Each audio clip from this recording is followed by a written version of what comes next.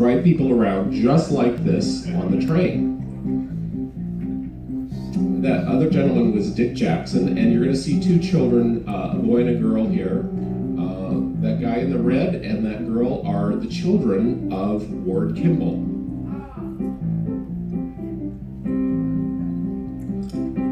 They grew up, of course, with their father working at the studio. Ward was one of the 9 old men, one of the original animated gang that Disney considered his closest advisors on animation projects.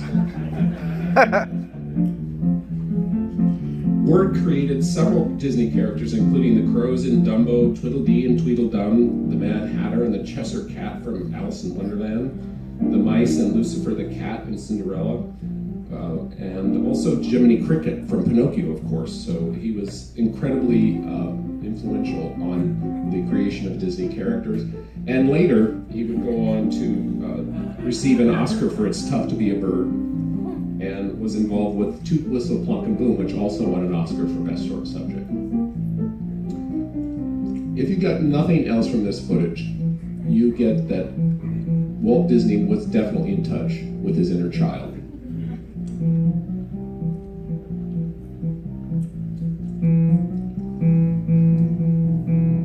That is Betty Kimball, who was Ward's wife and their youngest daughter.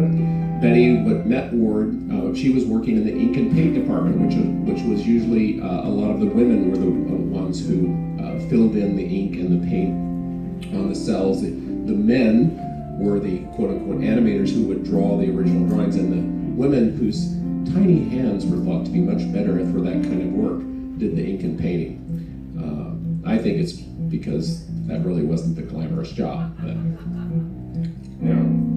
this is Billy Jones' Wildcat Railroad. We're going through a peach grove here. And of course, this is a little bit bigger gauge. And that reflects, this train reflects a little bit more of what Walt would end up having encircle the park at Disneyland when it opened. And of course, there are many trains throughout the Disneyland park, and many reflections of trains, and lots of tracks. These tracks here, Billy could move around so that he could have the train go pretty much anywhere he wanted. But as you can see, that meant they kind of wobbled.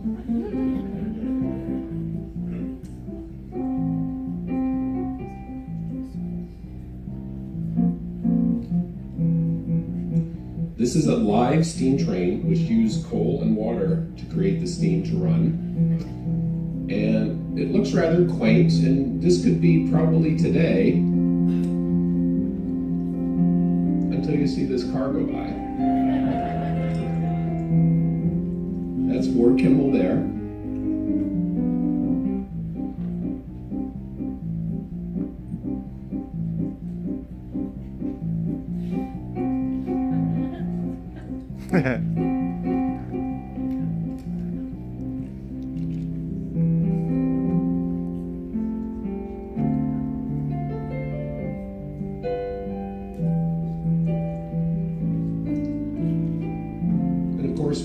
Walt's train at his home was the Lily Bell, which was named after his wife Lillian, and it sits currently in the Walt Disney Family Museum at the Presidio in San Francisco, which is a fantastic museum. And if you love these movies, you would definitely love that museum.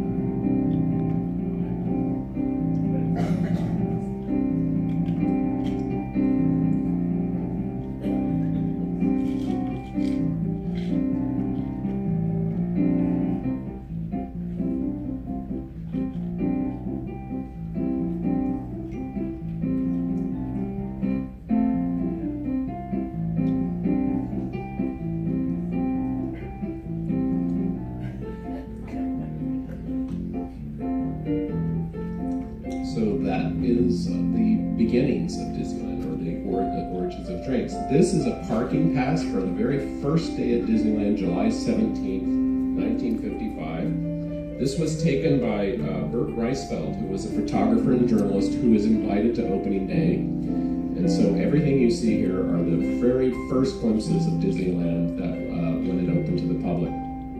Opening day had a lot of journalists, and you can see there they have actually what were called cattle cars. And at the time, Walt thought that was very funny. Eventually, his staff convinced him that having people associated with pigs and cows and donkeys was not exactly a positive message. But there's a miniature horse. There were a lot of animals at Disneyland at the time. Very much a part of the whole nature. Here's the parade. And this is a woman who's advertising swimsuits. There were a lot of corporate sponsors. You wouldn't probably see that at Disneyland today, but that was an advertisement for that swimwear, and I'm sure there were several people whose eyes she caught. According to the cameraman. The whole park was built in less than a year. And Walt had been advertising it on his program for over a year on the Disneyland TV show on ABC. It opened with 17 different attractions, and you'll see here that the vegetation and the landscaping was not really complete. There was the crowds were overwhelming. They weren't expecting nearly as many people as showed up, and a lot of people who weren't invited showed up. And asphalt hadn't really hardened, and people's high heels were getting stuck in the asphalt. The water fountains weren't working. You might ask, why would anyone wear high heels to Disneyland? And if you look, you'll see that people were really pretty dressed up, that they thought this was a big opening event. Here we have some of the stars being helicoptered in. There were Ronald Reagan and Bob Cummings and Art Linkletter were the hosts. There's the cattle cars I mentioned earlier. And they had let's all be pigs. Here's the train going around. The television show was broadcast live during the daytime, and Miriam Nelson, who was the choreographer, is still alive at 97, and she remembers very fondly of how crazy it was for all the dancers to run from location to location to do the new dance routine, as they had a different dance in every land. The plumbers went on strike. They ran out of food. It was known as Black Sunday, basically. And but the Disney team got together and learned from their mistakes of the first day. And of course, all of those things are now long forgotten until I bring them up again. And obviously, parades have been a part of the Disneyland experience from the very beginning. And there you have Autopia, which, have you ever seen so much dirt at a Disney park? I doubt it. But all of these attractions, Autopia and the riverboat, even the tram from the parking lot here, all of these things were new experiences that now are a part of almost every theme park. Now, this is a group called the Firehouse 5+2. Ward Kimball started this jazz band, and it was something that the Disney animators did actually as just kind of recreational relief from their work at the studio. And when Disneyland opened, they decided to perform at the opening day. So here they are all dressed up in their firemen's outfits.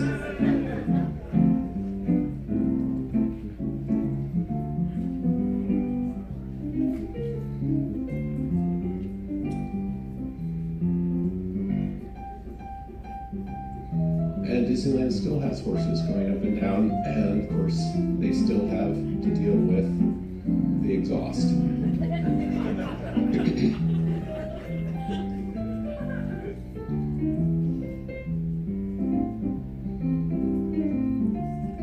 Up above this firehouse was where Walt had his private apartment. That's John Kimball. And his sister Chloe. They've grown up a little bit here since we saw them in the trains. And they very fondly remember going to Disneyland the first day. It was extremely hot, is what they remember. Walt had an apartment up above this firehouse, and that was where he and his wife Lillian and his children would stay, and he loved greeting people as they came into his park over the years, for the next 10 years actually. And that apartment is still there.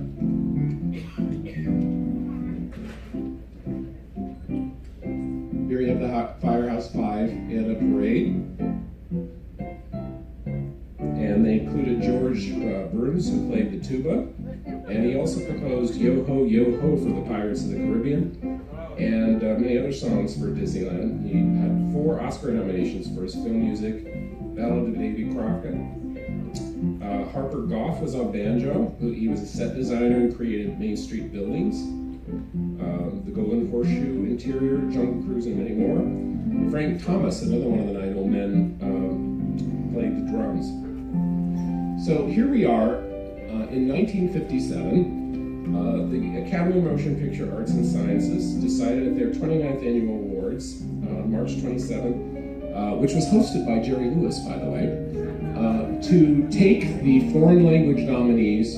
This is the very first time that foreign films were a competitive category. They had given awards to films individually, but they had 5 nominations this time. So they invited all the filmmakers. That's Giulietta Messina, who was married to Federico Fellini, and she is there for the film La Strada, which was one of the first competitive nominees.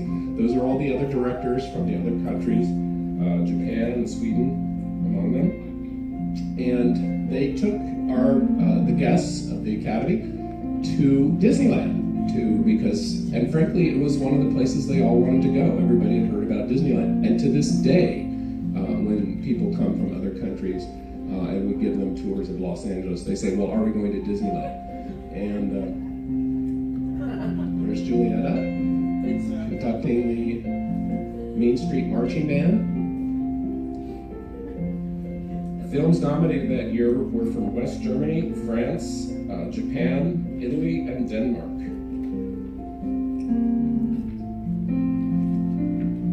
And of course, there's Walt helping Giulietta into the carriage. And you see he has a cigarette, which was not something you often see with Walt Disney. He was a very avid smoker, and he did die of cancer, but he was aware of the publicity of that and generally was rarely seen smoking in any of the public materials.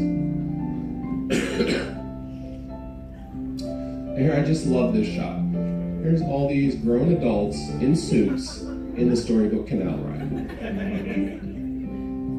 How American can you get?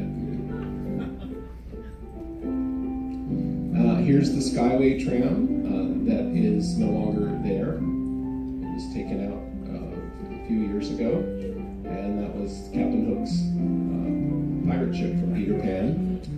And you can see, even in 1957, the landscaping still hasn't quite grown in on Storybook Canal. Here they are on the Jungle Cruise, one of the original attractions, and definitely one of the attractions that still today gets a lot of people excited.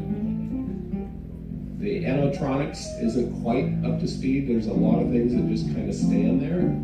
But in 1957, even just statues of animals was an exciting thing, especially for children. And here we have something that would be a little bit difficult to pull off today. You see that little tiny fence, the garden fence, that wouldn't last for 10 minutes in Disneyland today. But there's going to be a gunfight in the middle of Disneyland. Here they are after their day with their hard hats, and they're going back to the Hilton Hotel and getting ready for the Oscars.